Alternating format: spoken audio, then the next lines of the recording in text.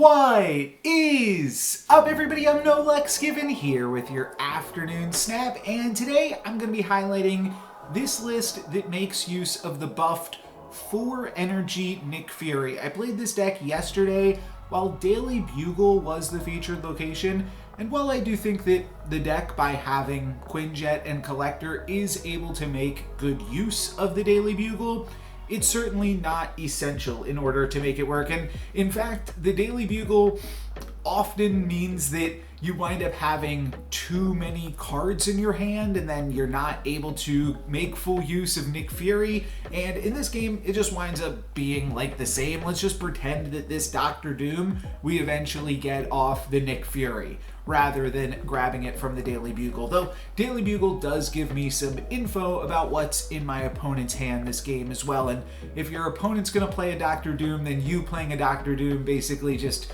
trades in those lanes where both players just agree we're gonna add 4 power. And the deck is pretty good. I grabbed it from Jeff Hoogland, one of his videos, though I think I've seen other people play pretty similar, if not the exact same lists.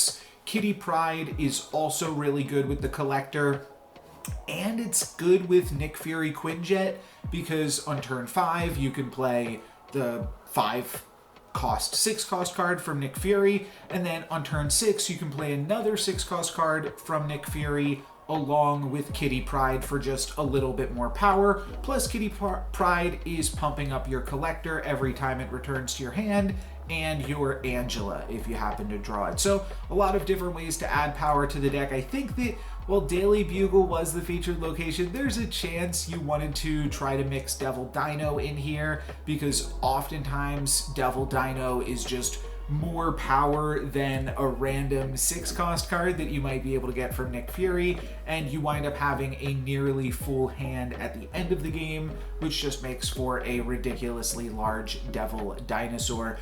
Kind of interesting, in both of the games we're gonna look at today, we wind up grabbing an Infinite and a She-Hulk from the Nick Fury trigger. So kind of interesting just how all that worked out, but in this game, we've got the Quinjet and we've got She-Hulk is one of those 6 cost cards. So I'm just going to pass on turn 5, and then on turn 6, this will allow me to play Dr. Doom plus She-Hulk or Infinite plus She-Hulk alongside the Kitty Pryde here. So pretty good curve to finish out the game. I'm just going to ignore Dark Dimension completely. Like I said, I'm going to play Dr. Doom because I'm assuming my opponent's going to play Dr. Doom, so I do want a little bit more power in the vault.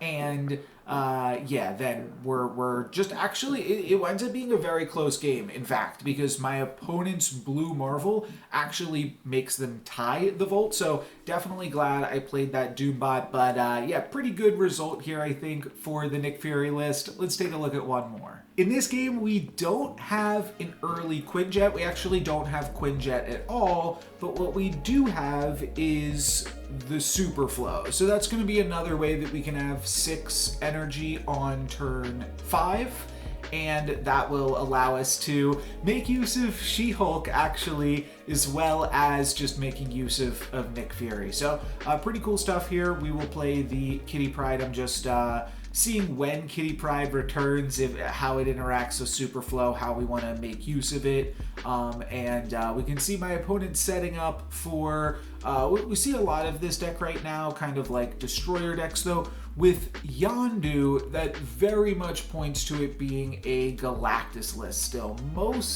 I mean, you could use Yondu with the Phoenix Force card, the new season pass card, though Yondu I think is most commonly right now getting used alongside Galactus.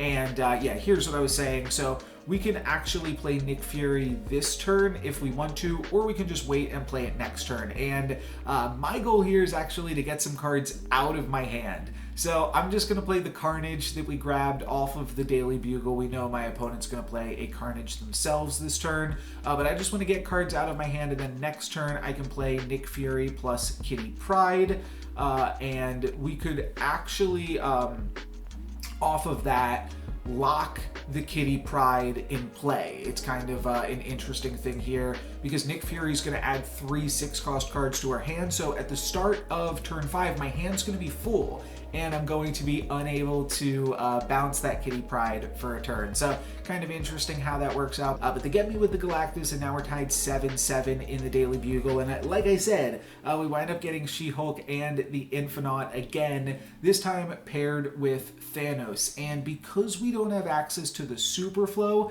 that actually makes this game a little bit awkward, because now I won't be able to play She-Hulk plus the Infinite in the same turn. And my plan was to just pass, and that way I could play Shang-Chi plus She-Hulk. I thought that would be pretty good. I knew that I would lose to Spider-Man, but I just decided to pass, and this does give me the option to just drop the Infinite here as well, now that my opponent has waved. So I'm just going to drop down that Infinite, and unfortunately my opponent hits me with Kang the Conqueror, so they are going to know what's up here. They're going to know that we're going to get the win, and from there they will just retreat. So there we go, nice use of Kang, saving my opponent some cubes. But yeah, check it out. This is the Quinjet Nick Fury deck. I don't know what you want to call it. There's a lot of different ways to build it, but main takeaway, Nick Fury, pretty good. That's going to be it for me today. Thank you guys very much for watching.